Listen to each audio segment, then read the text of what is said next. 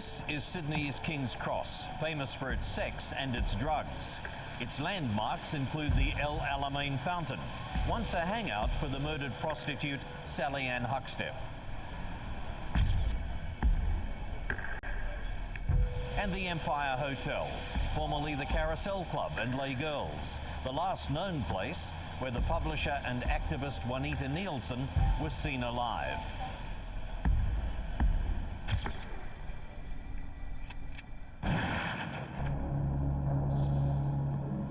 Exactly what happened to her and Sally Ann Huckstep remains a mystery. But one thing is certain. They were the girls who knew too much.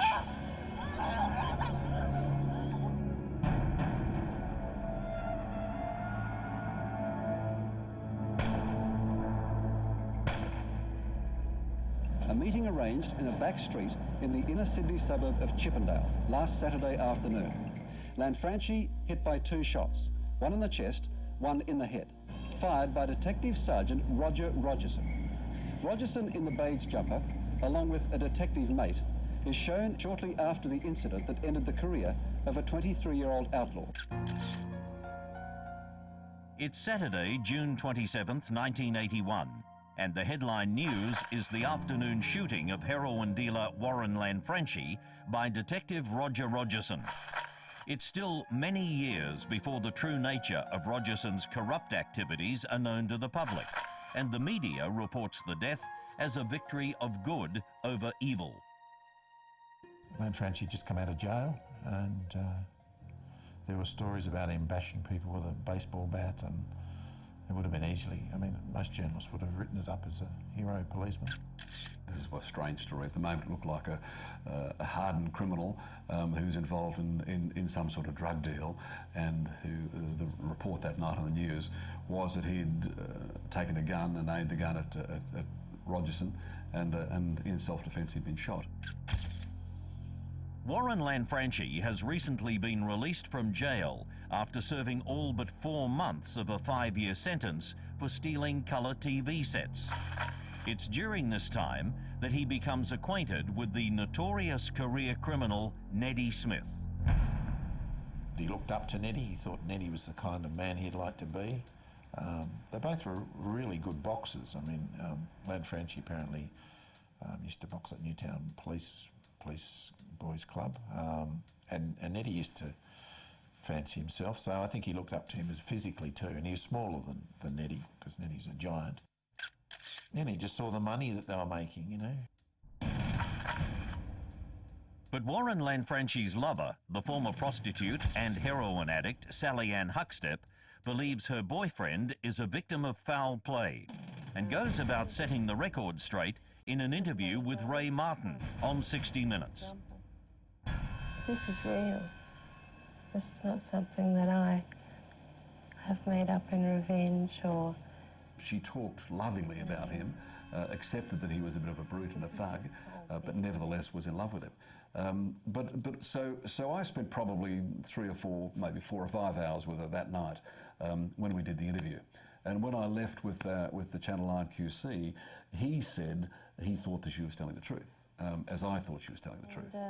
He said he didn't know what time he'd be home, but if he wasn't home by 6 o'clock, then I'd know he'd been killed.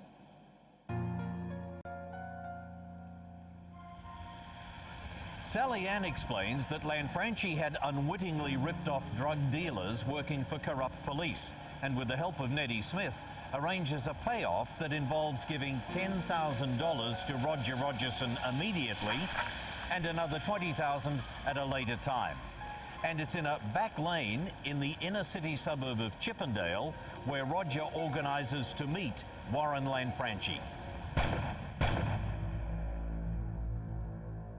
The inquest in that case dealt with all sorts of theories and allegations, and actually came up with a finding rather significant, and that is that it recorded that Lanfranchi was shot dead by Rogerson, but it declined, as an inquest is able to do, to specify that Rogerson had done it in self-defence, which left a question mark over that, of whether it was intended or what happened. Rogerson is never charged with Lanfranchi's murder, and his only convictions have been perverting the course of justice and lying to the Police Integrity Commission in 2005. This is where it all starts, really, for Sally, because I think a lot of people have said that she's a whistleblower and she's a saint, but I don't think she was. I think really that after that she decided to get Rogerson and get Smith and pay them back. And everything that she did after that was out of loyalty and revenge. Shortly after her appearance on 60 Minutes, it's reported in the National Times newspaper that a very large sum of money is being offered in the underworld to have Huckstep killed. It wasn't just the Lanfranchi shooting, that was the trigger for her, because she then gave evidence to the Internal Affairs about all the police officers she'd paid over the past 5-10 years in the drug squad and the armed hold, in various different squads. So once she went public, her life changed. Sally Ann fears for her safety, but on the flip side, she revels in the ensuing notoriety. She loved that period when she was sort of working for Penthouse and selling her autobiography and hanging around with artists and musicians and rock stars. That was great for her, but it only lasted a short time. She was also a very beautiful woman. You could see, even in that sort of destroyed state that she was in because of the drugs and the prostitution. She is born Sally Ann Krivershow on December 12, 1954, and raised, together with her younger sister Deborah, by their father Jack in the eastern suburbs of Sydney. Sally Ann's an intelligent girl, but in her early teens, she gains a reputation for being rebellious and appears in the Metropolitan Children's Court to face a charge of smoking Indian hemp, and is released on 12 months probation. At her father's request, Sally Ann spends time at Minda, the children's home. Sally Ann meets Brian Huckstep, an art student, who introduces her to heroin and prostitution. Well, she had a number of partners, and Brian Huckstep was someone she fell in love with, and they had a child. It was the only child she had, Sasha, and he was also a heroin addict. And so two heroin addicts with a young child. They had to get money somehow, and she was probably the best person to earn the money. Sally Ann's marriage to Brian falters, but the two remain amicable. In her own way, she's a good mother, and her daughter is the most important thing in her life. But as her celebrity fades, Sally Ann returns to the world she knows best and commences a relationship with David Kelleher. Kelleher has numerous convictions for importing illegal drugs. He was in the Lanfranchi mould, you know, tough guy, but he was higher up the ladder than Lanfranchi. You know, he was a major player in the drug scene. He was from the same sort of background as Sally, in the middle-class background, and she called him her blonde god. And they had a long relationship, and then he went to jail for a long period, and she was left dealing in Sydney with no money, and that's when she got involved with the federal police to try and get Kelleher out of jail. Sally Ann attempts to get a copy of the brief of Kelleher's upcoming trial through the federal police, and in return, she assists them in their search for stolen furs. But things are further complicated when Sally Ann starts an affair with Peter Smith, one of the AFP officers in question. All the heavy hitters are all sitting back saying, look, this Sally, we know she's back on the drugs. She's untrustworthy. That's her form from way back. She's had association with all these criminals. They all knew her. And now they say, look, she's hanging around with this Peter Smith, and the word is that she's in love with him. She could be telling him anything, you know, so I don't think that done her any favours. Meanwhile, Sally Ann owes money to Warren Richards, her drug supplier, and in turn is dealing heroin to pay the debt. She is also secretly recording her conversations with both state and federal police.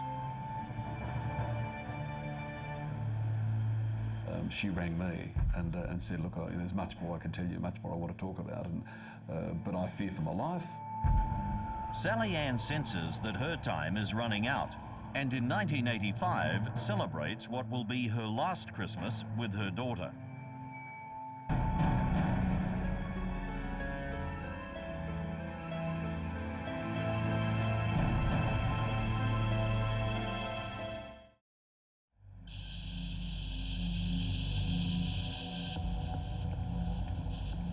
At 31 years of age, Sally Ann Huckstep is living a dangerous life. What's the you hang out with the copper, Sally? Nothing. Hey? Just a friend, all right? Hey, it's not very smart. Right. You better watch it. What do you want? Just two. Got the money? She is increasingly afraid of her drug dealer, Warren Richards, now the only person willing to supply her with heroin. You better start thinking, Sally. You don't know where you're gonna die. Richards has multiple convictions for importing and dealing illegal drugs and is linked to Neddy Smith and soon-to-be disgraced detective Roger Rogerson. In the 1980s, some of the corruption was more widespread than it had been in even earlier notorious times, and that is because the drug trade had become so pronounced in the 1980s, and she herself was very much part of that drug scene emanating from, you know, the night spot areas of New South Wales. On the night of February 7th, 1986, just prior to 11 o'clock, Sally Ann Huckstep is at home in Edgecliff with her flatmate, Gwen Beecroft, when the phone rings. A male's voice asked for Sally Ann. Sally was in the shower, she got out, and Beecroft said, "Who was that?" She said, "It's Wazza. At least I don't have to go to Ashfield this time." Ashfield was a place where she used to buy drugs. She became really flustered. She ran round looking for her keys, couldn't find them, and then she went downstairs and got into a car and drove to Centennial Park. She left the house about 11 o'clock. It's a 5-10 minute drive to Centennial Park, particularly at that time of night.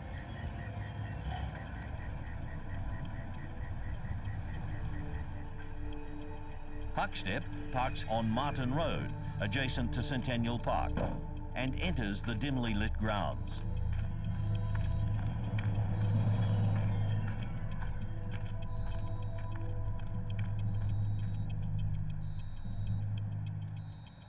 She never returns.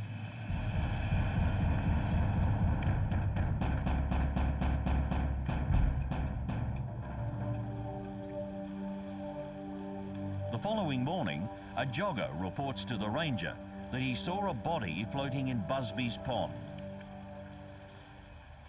Despite a search, there were no clues for the police, but detectives are suspicious. Reasonably obvious that she had been put into the lake, would appear to have been drowned, but without anything from the proper post-mortem, it was only speculation that that's what had happened. And I pulled the sheet back and I saw who it was, and I turned to Jeff and I said, "You know, we're in a lot of trouble here." I said, "Do you know who this person is?" And he said, "No." I said, "That's Sally Ann Huckstep." I said, "We're going to be stuck with this the rest of our life."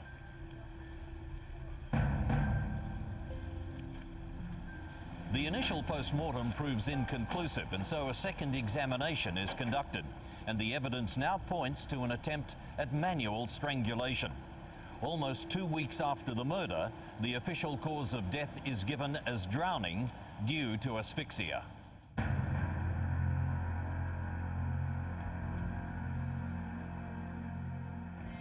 The basic line of investigation was trying to retrace her steps that night. There was search done of the area, of the crime scene. There's all sorts of red herrings popped out of that, of course. We have the one where the police badges found. And that got some media attention. Of course, that badge was a collar number off an inner city cyclist who happened to respond to the call and was then given part of the job of searching the grounds. And his his number had fallen off in the grass. So that was one thing that happened. Then we were trying to find it, we went back to the cause of her leaving the flat, the telephone call, and interviewing those people there. But some of this evidence had been polluted by the fact that other police had been there looking and doing certain things unknown to us, uncoordinated by the main body of investigation.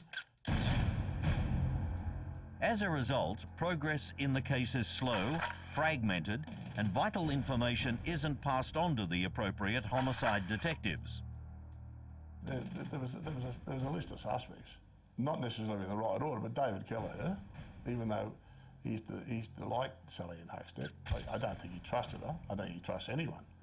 And if he got wind that they were trying to set him up, or she was being involved in it, that might be a reason, I would think. You got Neddy Smith and Roger Rogerson. Roger had moved into a different circumstance from being a police officer to associate of criminals.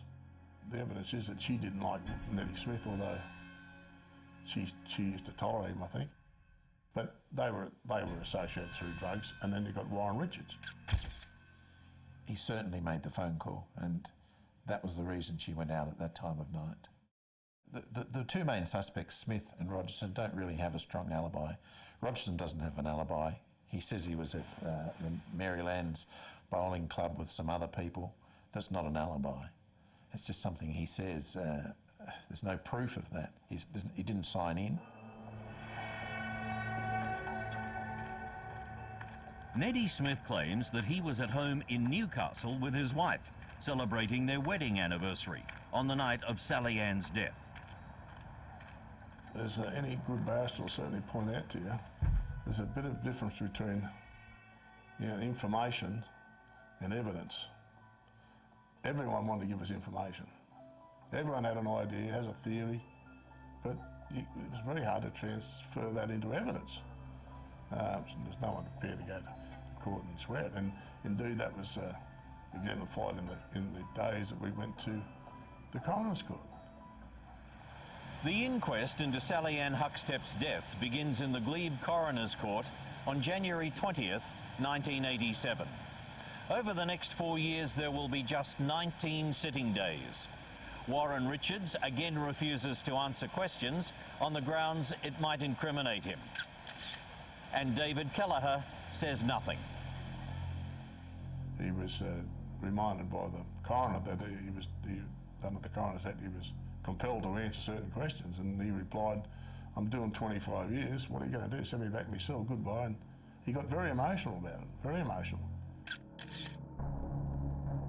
Roger Rogerson claims that he would rather not have her around, but that he would not resort to killing her. Neddy Smith isn't called, despite the fact that he was seen in the company of Warren Richards in the Covent Garden Hotel a little more than a month after Sally Ann's murder. The inquest finishes as it started, with insufficient evidence to charge anyone with Sally Ann Huckstep's murder, and a major break in the case is still a number of years away.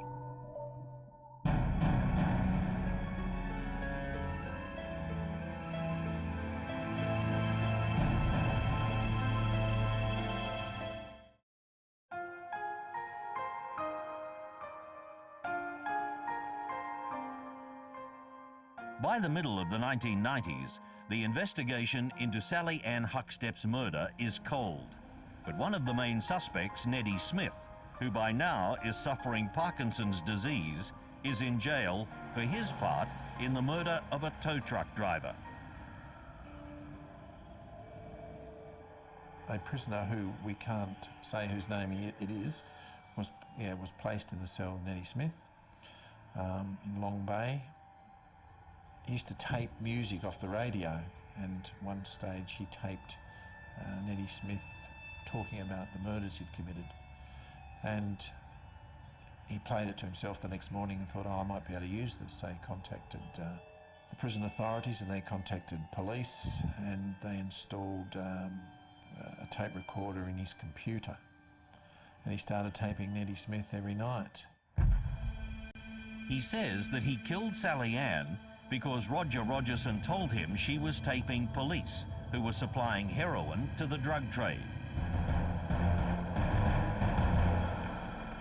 Hi. How you going? Thanks for coming. That's all right. Where do you want? Just tell you. According to the tapes, Smith is lying in the grass inside the gates of Centennial Park when she arrives to meet Warren Richards.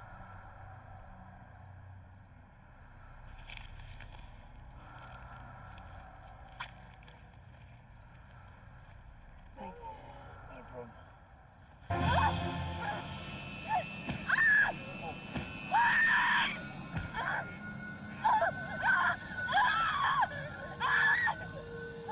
Neddy grabs her by the throat and snaps Sally Ann's jugular.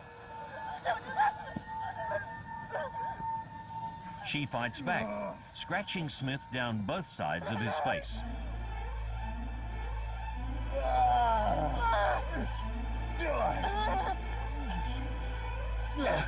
Neddy strangles Sally Ann for 6 minutes, lifting her off the ground in the process.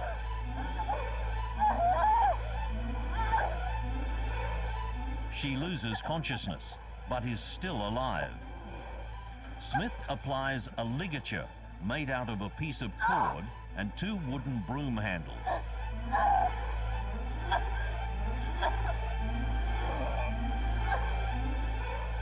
But when that fails, he decides to drown her.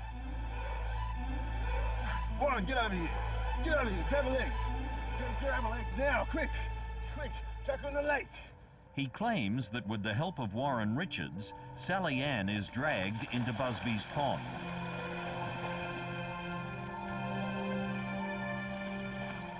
Neddy then stands on her back in the shallow water for a further 5 minutes.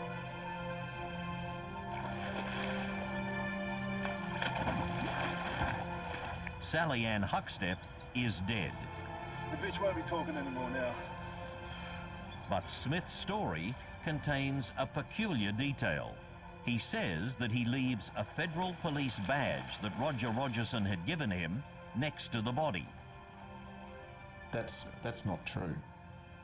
But a lot of the details that he described about how he was hiding in the grass, when Richards brought her in, he jumped up, grabbed her by the throat, started punching her and strangling her, and then trod on her in the pond, kept her under.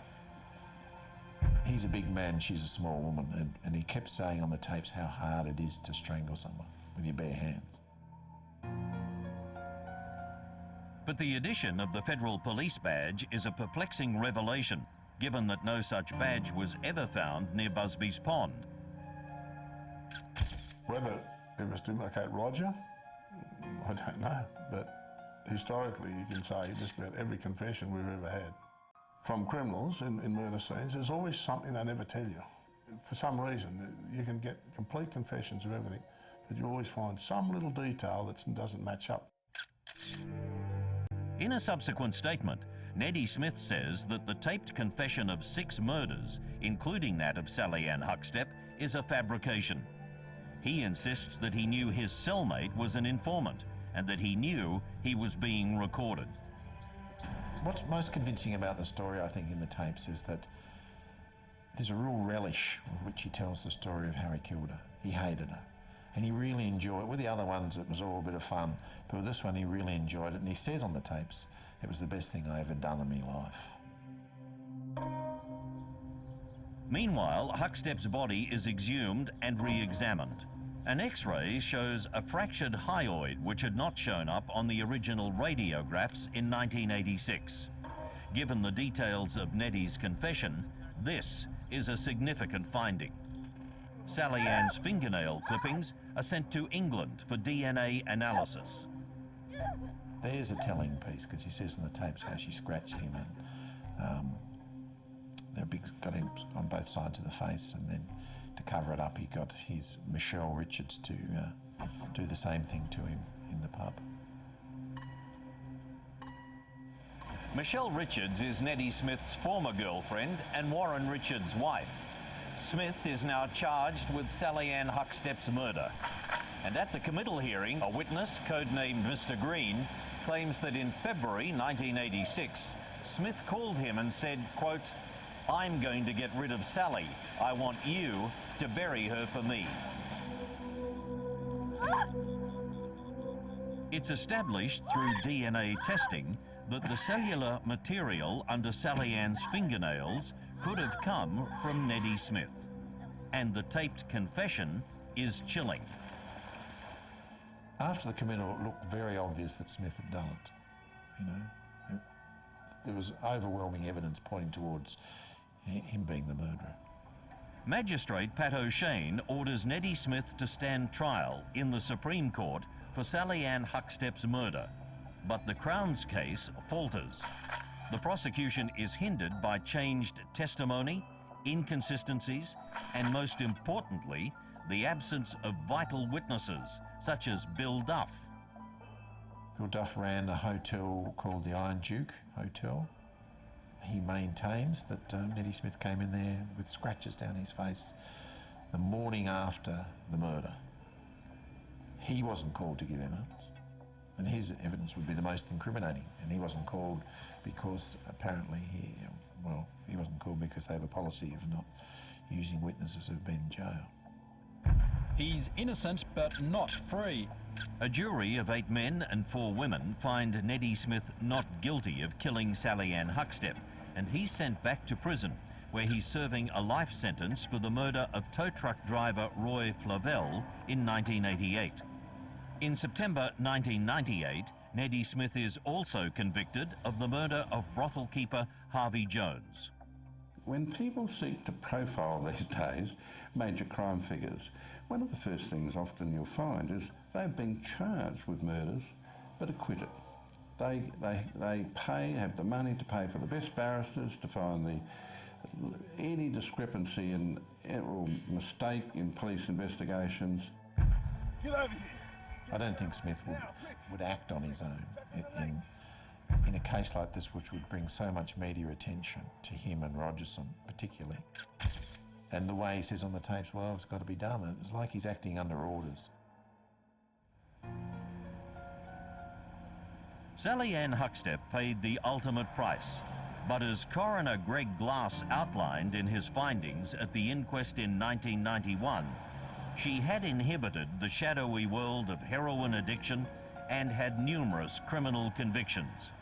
He added that no one is saying that Huckstep's death is Huckstep's fault, but she can't have been unaware of the enormous risks she was taking.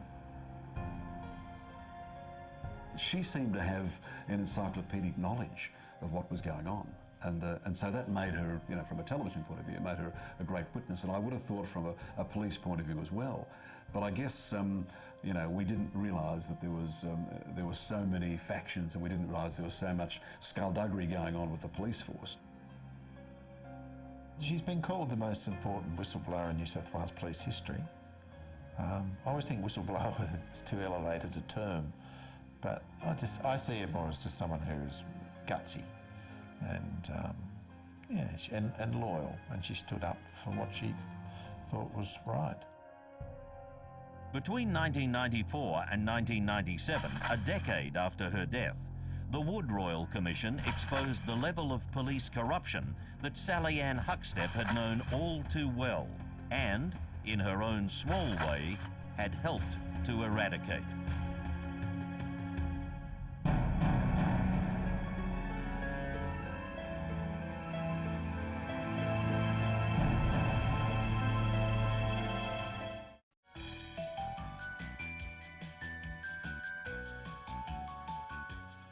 In the early 1970s, Victoria Street is a stunning boulevard running from King's Cross to Potts Point, lined with leafy plane trees and flanked by 19th century terrace houses.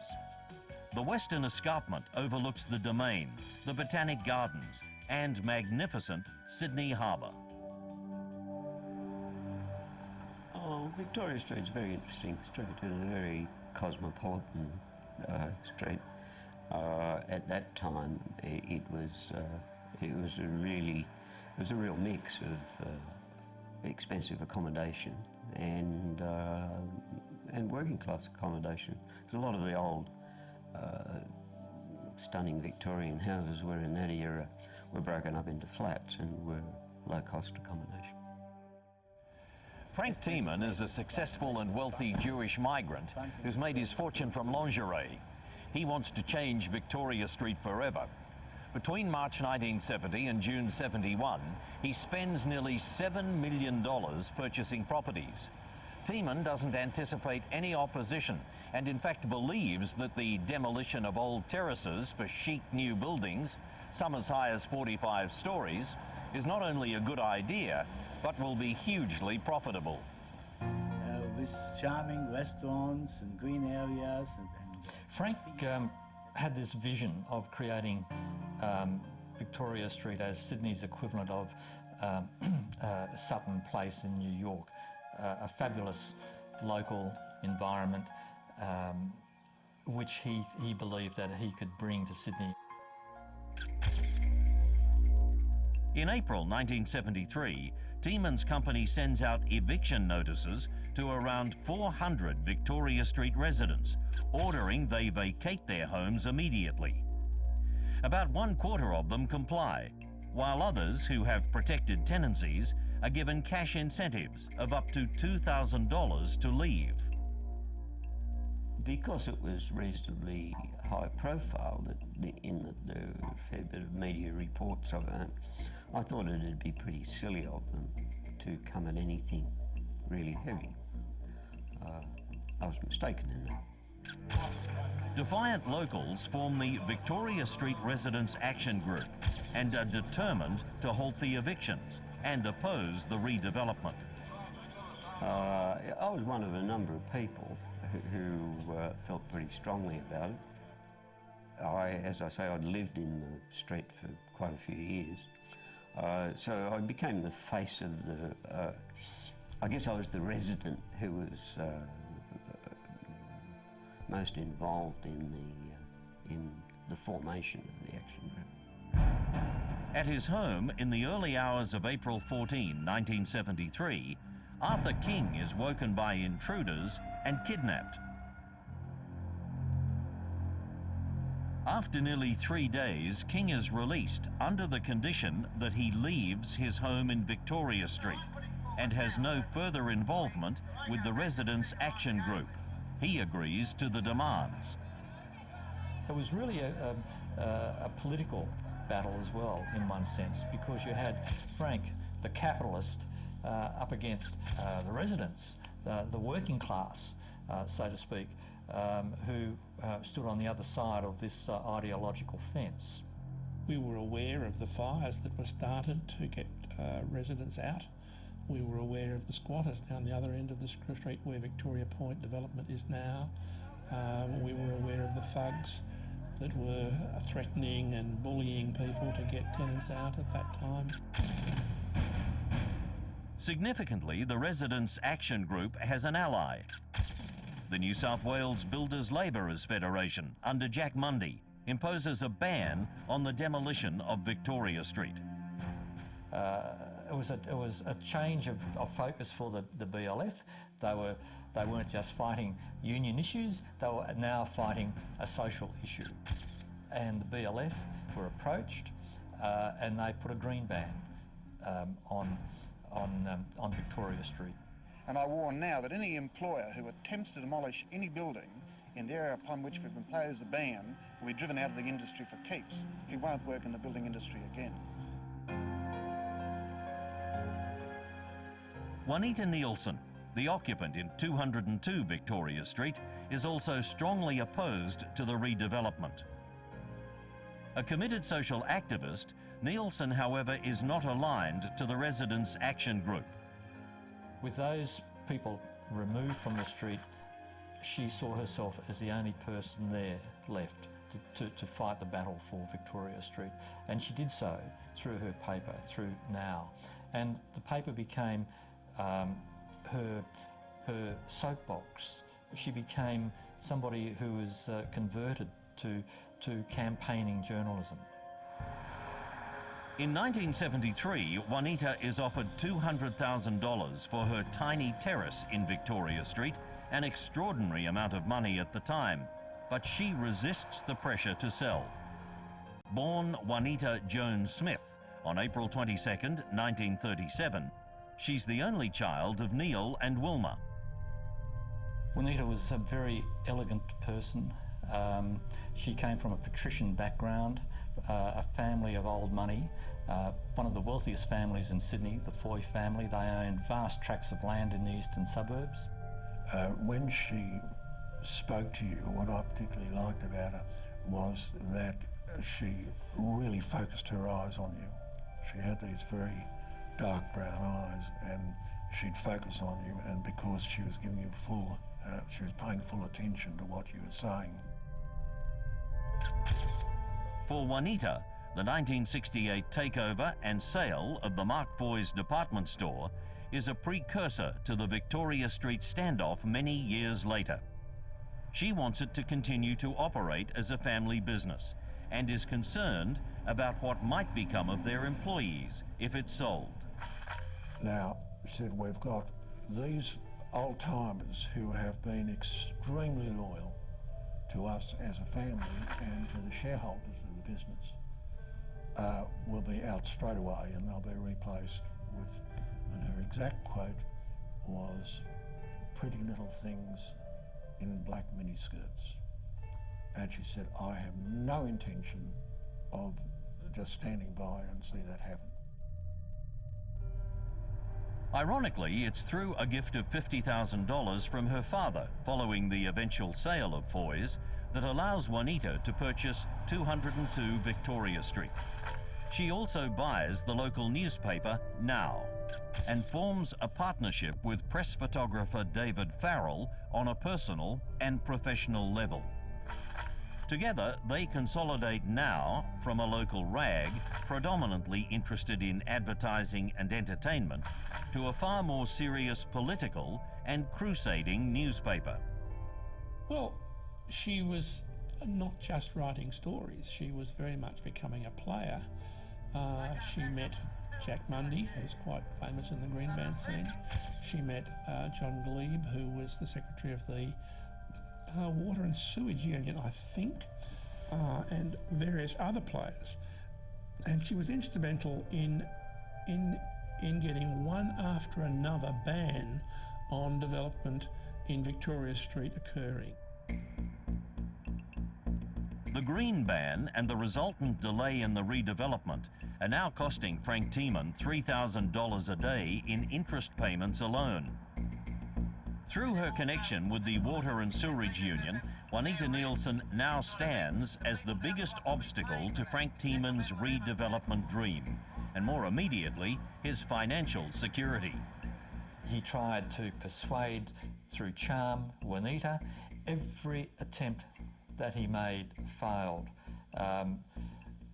He began to be disillusioned that he could achieve some sort of resolution by the normal means that he employed. Juanita starts to receive threatening telephone calls and fears for her safety. Unknown to her at the time, a number of attempts are made to lure her away.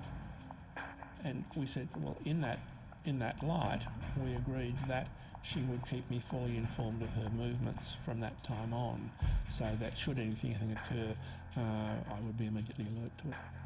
And we followed that for some weeks. And in keeping with this policy, Juanita tells him that she has a meeting with Eddie Trigg at the Carousel Club on the morning of July 4, 1975, to discuss advertising in the newspaper Now. Juanita arrived at the club and walked up the stairs. Loretta Crawford is the receptionist at the Carousel Club. She was met by Loretta Crawford, who'd been asked earlier that morning to make sure that she was there on time because of the meeting with Juanita. Loretta had hoped that Juanita would not turn up, but here she was in front of her, and she worried about what was going to unfold that day. Sorry I'm so late. Oh, that's all right. Bit of a hard night, but... Bit of a bumpy one, was it? yeah, something like that. Would you like a cup of coffee? Yeah, that would be great, thank you. Hi, Juanita. Would you like to come upstairs? Eddie Trigg came down from the upstairs VIP room and greeted Juanita and escorted her back up to the bar.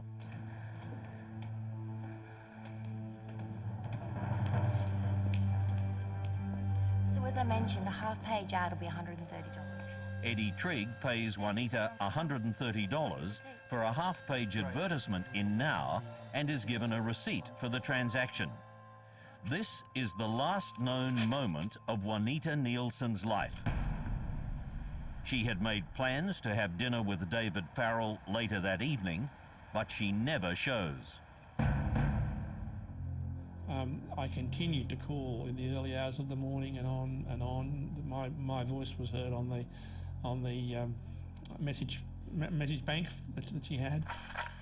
We were extremely concerned. I spoke to other friends, and it was Saturday night. I went to the police and reported her as a missing person.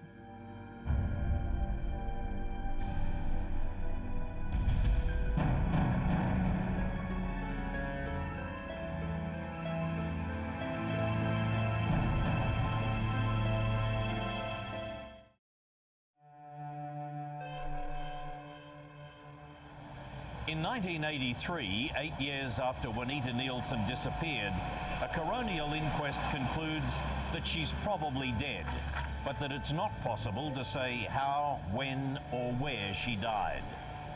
And the jury adds that there is evidence to show that the police inquiries were inhibited by an atmosphere of corruption, real or imagined, that existed at the time. It was big and public. It was on TV every night. The police were intensely busy, but they were not investigating intensively, as far as I knew, at the carousel, where I believe she never left alive.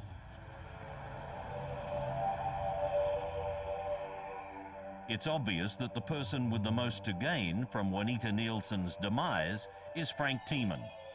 Not only is he losing huge sums of money, but he believes his dream for Victoria Street is vanishing. Increasingly desperate, Frank Tiemann turns to Jim Anderson for help. Anderson is the manager of the Carousel Cabaret and a well-known underworld figure. He is also a police informant and a standover man with a reputation for losing his temper. The background is important in explaining just the way that Jim Anderson became involved. Juanita had published some fairly strident articles in May 1975, and towards the end of May, on the 26th of May, Frank Tiemann gave Jim Anderson a cheque for $25,000. That was ostensibly to use the money to set his son, his wayward son, Tim Tiemann, up in a club. Tim Tiemann, who has numerous convictions for drug trafficking, is a close friend of Jimmy Anderson. Meanwhile, Frank Tiemann approaches the so-called boss of the cross, Abe Saffron, and asks to borrow $25,000 in cash to give to Anderson in place of the cheque. Abe Saffron told him that he didn't have that sort of money on the premises. So the deal went through. It was recorded in Frank's books, and it remained there as a financial link at a critical time between him and Jim Anderson.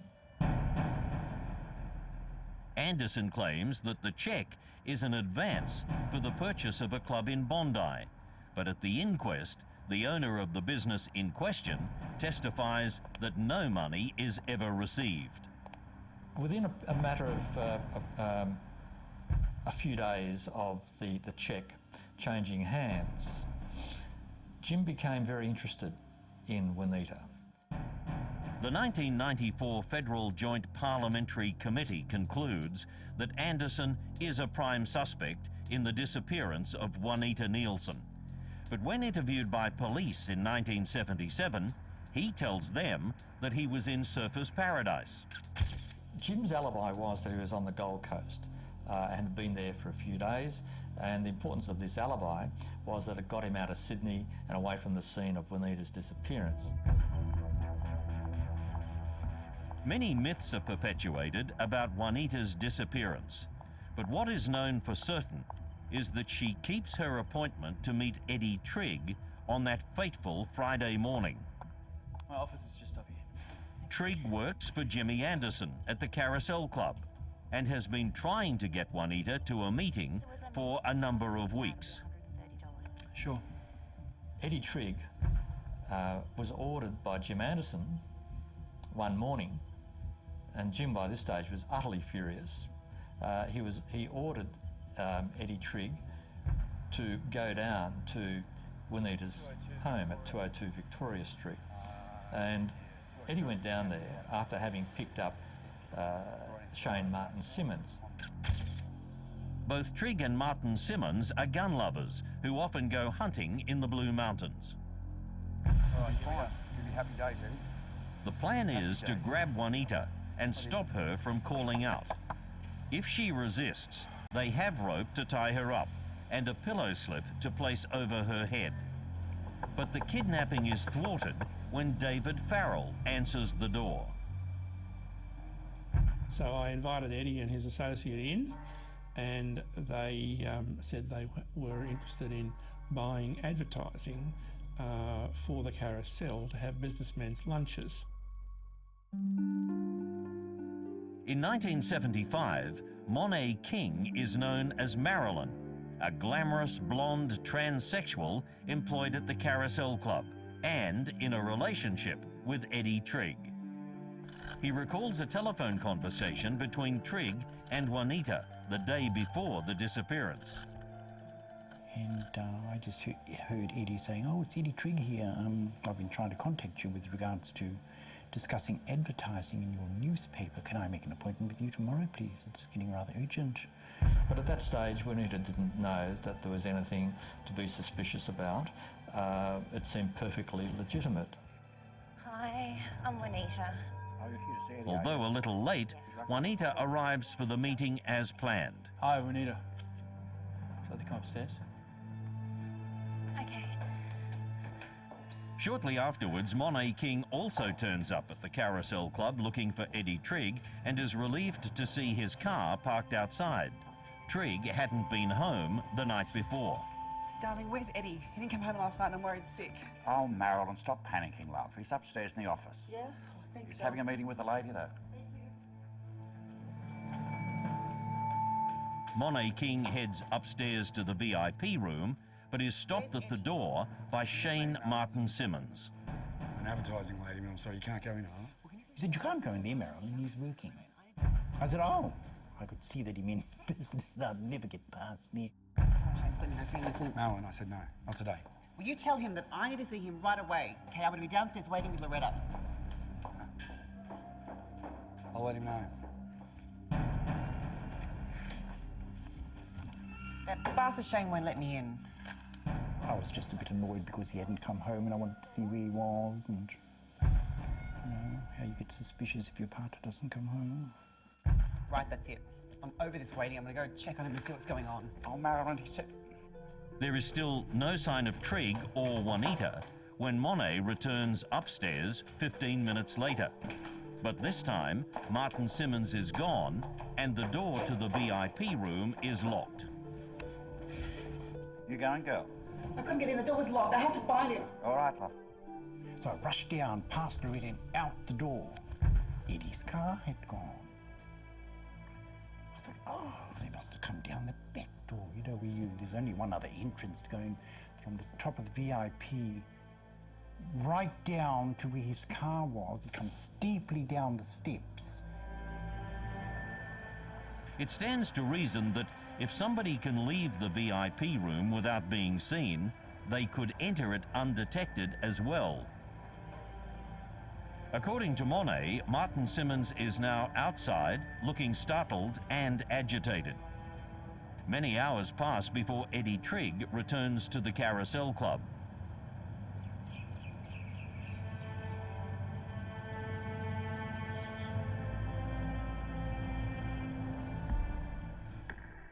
finally went back up and I said, Eddie, what on earth's going on? I said, look, there's blood on your shirt. Where is she?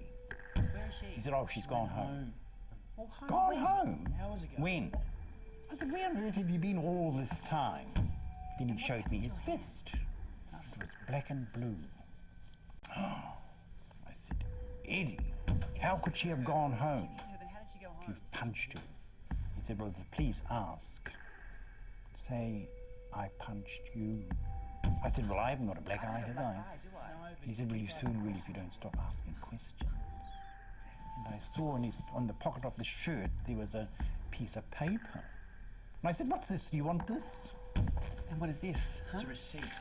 I said, oh, Eddie, I said, it's got blood on it. What is it? Blood on it. He said, oh, I'll need that, that's the receipt. Goodness me, a receipt with blood on it, so he cut that part off. Burned it, I think, but oh my goodness, that didn't sit too well with me. Monet, or Marilyn as he was then known, returns to his native New Zealand in the early 1980s and is not called to give evidence at the coronial inquest. There was something else about Marilyn that kept her apart, certainly in the way that she saw things going on. She was quite religious and had a photo of Jesus on the dressing table of the flat she shared with Eddie. So there were some values there that I think the others didn't have. For her part, Loretta Crawford claims there is a third man, high on drugs, at the Carousel Club that morning. She says she saw him standing over Juanita's body in the downstairs storeroom, holding a gun. Likewise, there are varying accounts of where Juanita Nielsen is buried, including one that suggests her remains are in concrete under what was an old bar at the top of William Street. But given that her handbag is found dumped alongside the F4 Western Freeway shortly after she disappeared, the Blue Mountains is considered a likely place. We can get to closure. We can get to know exactly what happened. I'd like to find the body. I'd like to know where the body was, but I don't have that knowledge. Someone does. Someone knows where she's buried or placed. On their deathbeds in 1989 and 2003 respectively, Frank Tiemann and Jimmy Anderson offer little information about Juanita Nielsen's fate. Let's go look at them now, I said to Eddie, they're dead. And they didn't say a thing about her. I said, do you want that to happen to you? Jim was the organiser. It was Jim who pulled the strings in this case. Jim was the one who was providing the muscle. He'd provided the muscle to get rid of Arthur King from the scene, albeit Arthur had survived. In this case, he was providing the muscle to remove Juanita permanently from the scene. He had the power. He was the figure who was feared in the cross. In the early 1980s, Eddie Trigg and Shane Martin Simmons are both convicted for conspiring to abduct Juanita Nielsen. Trigg is sentenced to 3 years in jail, while Martin Simmons is given 2 years. Neither Eddie Trigg or Shane Martin Simmons are ever charged with the disappearance or murder of Juanita Nielsen.